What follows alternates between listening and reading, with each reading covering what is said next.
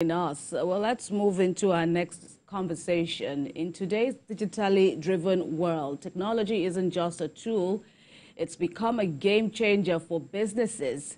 And since businesses are under pressure to innovate, adapt, and thrive, they've become increasingly aware of the power of technology to drive growth, as well as improve efficiency and enhance competitiveness.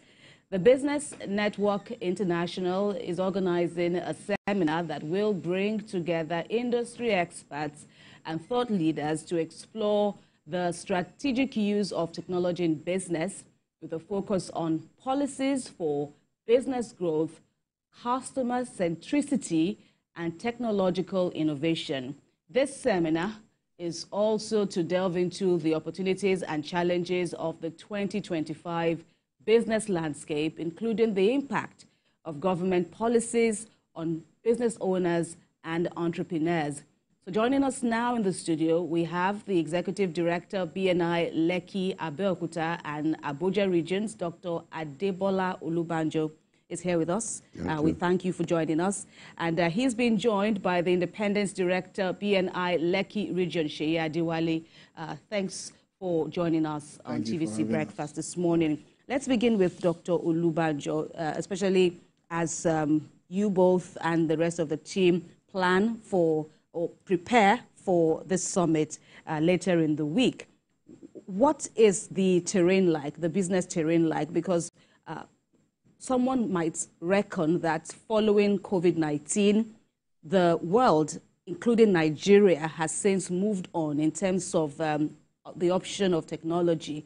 But what are you seeing into how Nigerian businesses, how they are tapping into the use of technology presently? Thank you very much. The big organizations have tapped in, but the majority of the small and medium enterprises have not. And that is why we are organizing this seminar, to bring them together, to share experience from others who have tapped into it, and to tell them how they will find it easy to be able to leverage on it, because some of them are afraid. They think it's something they cannot do. Some think it is so expensive, but it's not true. They just need to know what are the steps to take, step by step, and they will be able to benefit immensely from this technological change. Right. What are Nigerian businesses missing out largely on in this technological innovation? Many of them have not been able to digitalize their processes. They still do many things manually. And so a lot of time is wasted. Accuracy suffers because they're doing it manually and they're using more people to do it. Whereas in other places, you do it digitally, it will make things to be faster for you, and you'll be able to cross-check to see that things you are doing are accurate. The efficiency of the organization will improve when you do this. Many of them don't know because they've not experienced it before. They are used to the manual thing, and that is the problem. All right. And it's inspiring hearing you speak about how much of a game changer technology is, you being of the older generation, but it's good to see that you are so vibrant. But let's compare your analysis with that of Mr. Seyi Adewale here, especially, of course, as this program is, upon us already. What will be the deliverables for participants at this summit? What is your team, hoping to bring to the fore? Okay. Thank you for having me, or for having us here. Now, basically, we want to suggest tools that they can use that does not cost as much because of the economies of scales that we have been able to gather together. What do I mean? Business Network International, for example, has tools and resources whereby you can connect, do business with other people across the world seamlessly and through a robust platform that provides you technological leverages without really spending so much money. That is on one part. The second part is that going to 2025, we have to note that there are so many changes in our polity that's going to happen. and you have to reposition yourself. Let me give an example that we are all familiar with, the tax reform.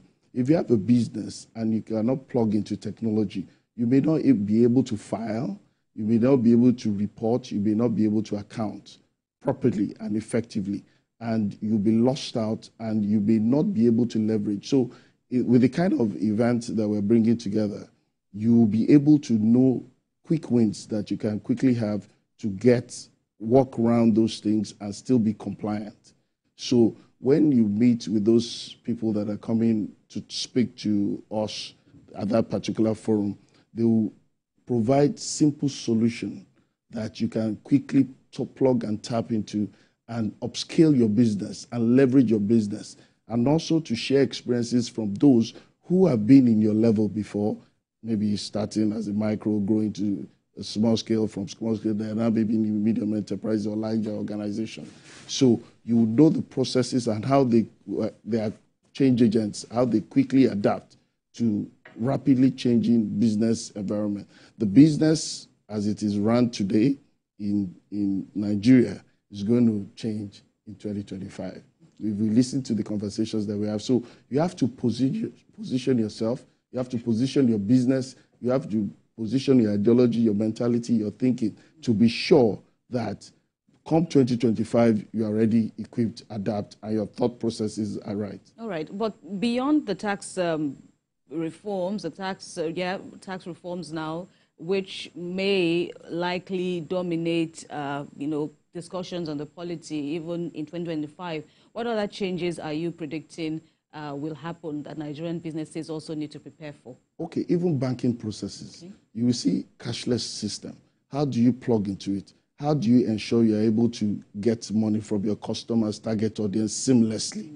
You know, you have a lot of payment solutions, you have a lot of gateways that you have to know and understand it. Because if you don't understand it, you will not be able to know the best way to plug into even collecting your collection, so to say, in businesses. So that's another major aspect of it. Customer management. There are so many customer resource planning platforms that you can get feedback from customers. You can use technology to know this is where my target customers are or clients. So there's so many ways that we use technology. And then you also use technology to know that this is how I can attract my people. Like you said, the generations are changing. The Gen Zs of this world, they are not patient. They want things instant. And if you cannot provide them that solution that is instant, if you are not careful, your business will be obsolete. All right. Okay, let's come back to Dr. Olubanjo. The program is also going to address opportunities and challenges that will show up or that people need to know about in the coming year. But he has spoken about the business landscape, banks and commercial houses, of course, automating or getting more and more automated, but it has also presented challenges. In the papers, we are seeing that there is some form of cash crunch. What impact is this having on businesses, and how do you want to see business evolving in spite of these challenges? In the challenges in the area of finance? Yes. One thing is, for any financier to support you, they will want to see your figures. Yeah, and you will need to have the digital tools to enable you generate data. And that data, you clean that data, organize it, and then present it in such a way that the financiers will see it and be able to make decisions about you. So every businessman or woman should recognize that you need finance. After you have taken your business, you have known what you want to do, you have already prepared your business plan, you need to be able to have finance to be able to operate and get that business to the level you want it to get to. And you cannot get that if you don't have correct data. Data will be very important. The accounting system that you used to do before manually will not work this time around. So the banking system will be leaning more on organizations or entrepreneurs that are able to bring figures which they can check. They're not looking for manual now. They ask you for the soft copy so they can go into it themselves and analyze it. And if you cannot do that, they will not trust you. And so you won't get the funding. Okay, but in terms of the threats that we are seeing play out, such as cyber threats, failed transactions, now that more people are leaning towards, fintech options to pay for services and all of that, we're still having some constraints in that digital environment. Is that worrying for you? Not worrying, not worrying. You see, anything that is good will always have the opposite side of it. And what you need to do is to mitigate that. That cyber security is one aspect of it that people must give attention to. Okay. Because people don't do manual thing now, so stealing physically is not going to be there. It's digitally that they will steal. And the stealing can be very heavy because just a click, they can steal millions. Okay. So there are tools that you can use to protect yourself. And if you see the banks, when they send anything to you, they're always warning you, don't send your OTP to someone, don't give your BVN to anybody. They are warning you. You need to listen to that. The key to this thing is training. And that is part of the reason why we are organizing this our program. There will be training there. You'll be able to learn. And you'll be able to network with people, to ask them questions. They will talk to you. And after that time, you can also get in touch with the people to talk to you and to help you to overcome that. So training is a very key part in meeting these challenges. Right. And, still on the question that I asked Dr. Olubanjo now, one of the in-your-face innovations that we've seen to the use of technology in businesses is this payment platforms that fintech is offering. But there's still trust issues. And still on this cash crunch matter, we're seeing POS operators, growing massively. But somehow it has impacted physical cash and all of that. Tell me how you are reading the situation and how we can move forward. If both mechanisms can work side by side, how are you seeing this from your end? Okay, I see the quick wins there. I mean, on a larger scale. If you're a business owner in a particular room, you now do business with the world. Before, you just do business to people who will have direct access to you and the proximity is very close to you. But in today's world, in your room, using technology, you are transacting and doing business all over the world. So that is why this payment solution, they're very, very critical. And then we still have people who are underbanked, people who don't have the resources. Maybe they want to buy or they want to access something from you. They use these POS and other technological platforms to meet those challenges. Something as simple as I want to pay my NEPA bill. The mama, where she is, doesn't know how to do it. She goes to the POS. My NEPA card has finished. Can you help me? And then the POS channel, because they do many services. Many of these underbanked, lower people, when I say lower people, I mean in terms of education, in terms of technology. They go and meet them. I want to recharge my phone. So those POS are many things to these business people. But as it concerns us is you are now open to the world because of technology. Your scope of business has changed. It's not just in your locality. Someone in Sokoto may be interested in your product and you can transact business seamlessly, get paid, and then you now have to think of how to efficiently deliver the product or service to that person in Sokoto. So that's one of the big advantages of technology. Okay, and it shouldn't be a threat to the, the physical world if you still want to work, if you still want to operate, for example, with cash. I'm still staying on the issue of cash now. How do you explain the seeming cash crunch that is being experienced now? Yes, it has its advantages in a way. So I like to concentrate on the advantages. Okay. The advantages is that you will see that robbery, things stealing, physical stealing, and things like that have reduced minimally. But we still have threats, you know, yes, in cyberspace. Yes, we have threats in the cyberspace. But the thing there is that awareness, education, that is why a program like us is very important, to know how you can safeguard yourself. Even data is money today. How you can save, protect your data from, and also the government too, they are talking a lot about data protection.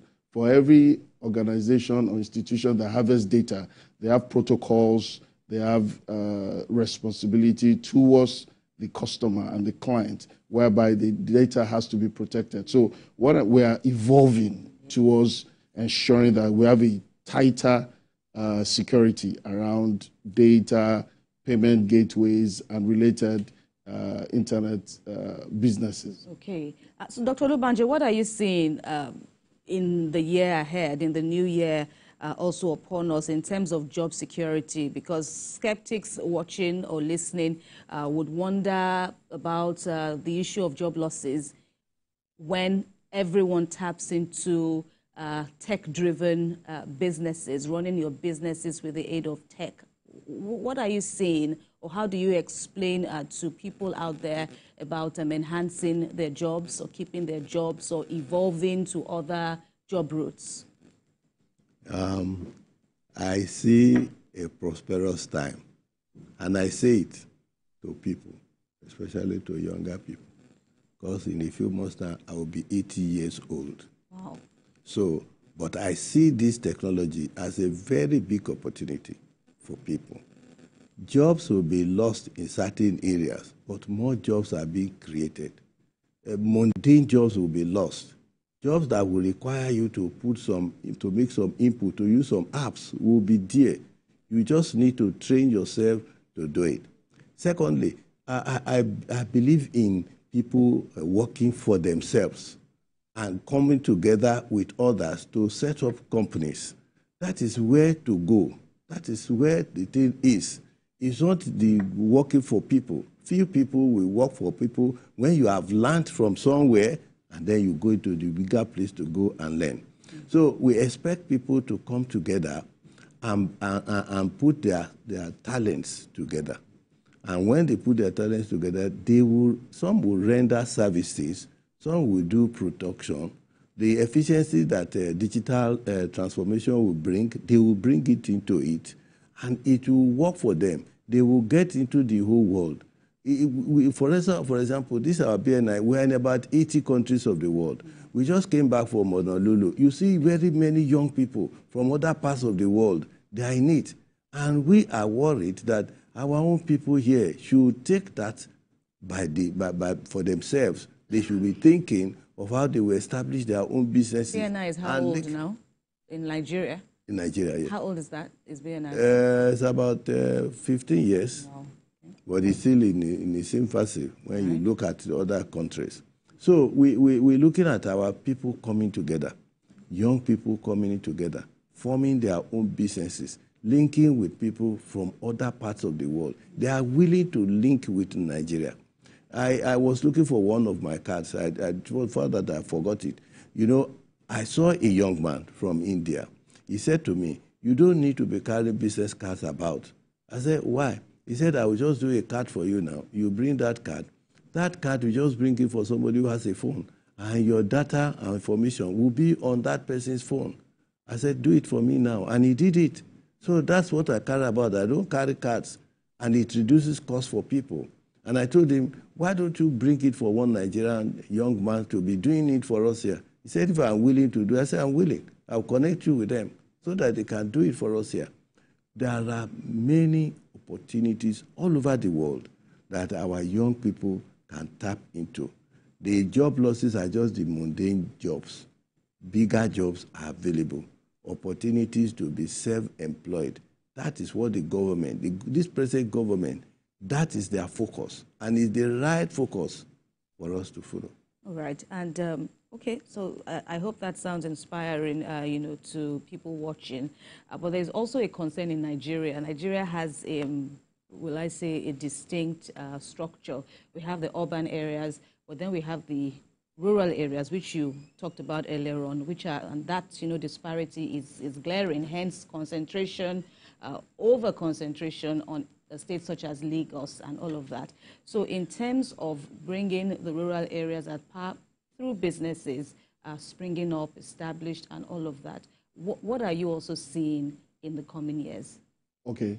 The bridge or the gap between the locals and the urbans will close up. Why? How so? One of the major reasons is this electricity improvement and empowerment, whereby in every locality and in every community, the government is focusing on rural electrification and solar power usage and other alternative power other than the traditional or the mainstay power. So once they have electricity, it solves many of this problem. You'll be surprised today that with your phone, a mama in the village or in the local is able to do transactions now. Once you just teach her one or two things, and she has electricity to power a system. She has the world at her palms, and then she can do anything from there. You just need to teach her.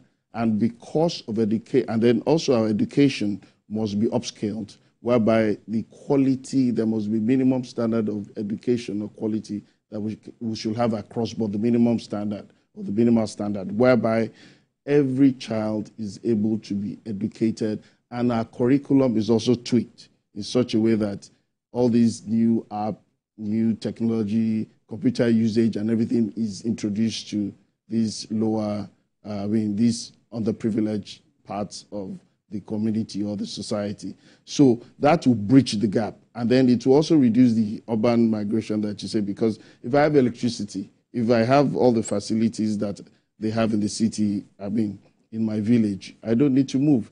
And it also enhances business because they too can access what is in the urban area, and then vice versa. If you want to buy yam, for example, in Benue, through my app and through a farmer that is educated over there and has access to technology, I can order yam and say, oh, I'm having a wedding, I'm having a burial ceremony, I need 500 tubers of yam.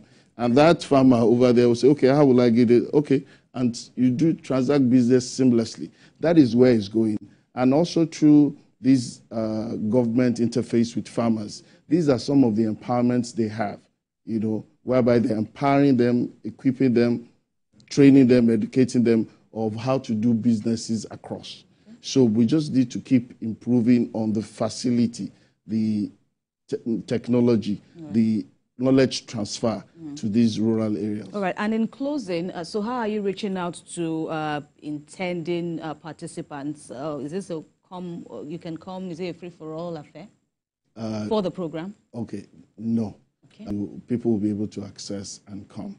It's very small because it's targeting business owners, entrepreneurs, micro and small scale.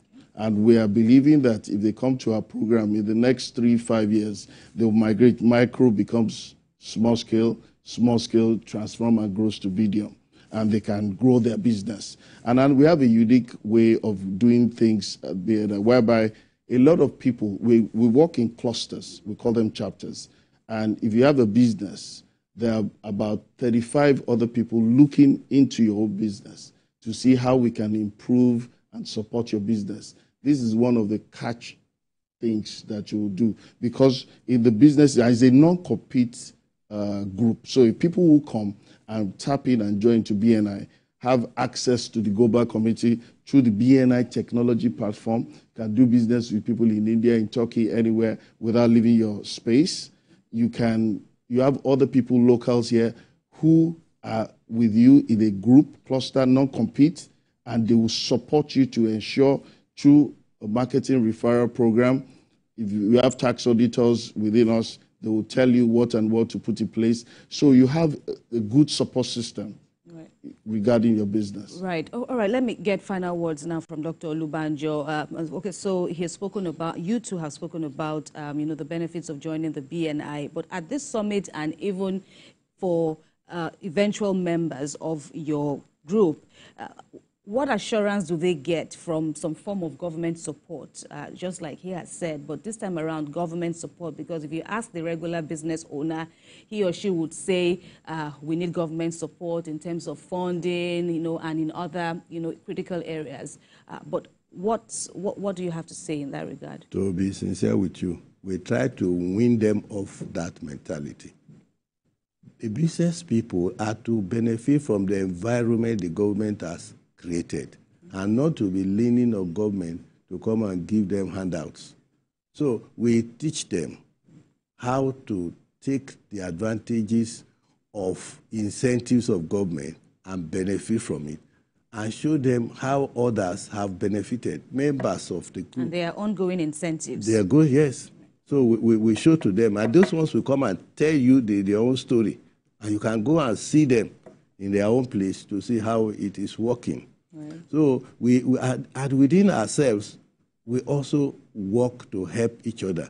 If I am in the business of finance, right, we will help you to make sure that you get the finance. We teach you to get your records properly and get people to stand in for you, so that you can get access to the funding that you need. If you say you need 100 million and we find that it's only 20 you need, we'll tell you that it's only 20. Start from 20 and you grow. Right. All right, a fantastic place to leave our conversation. Dr. Adebola Olubanjo and Seyi Adewale, I thank you both for speaking with us. Thank you very much.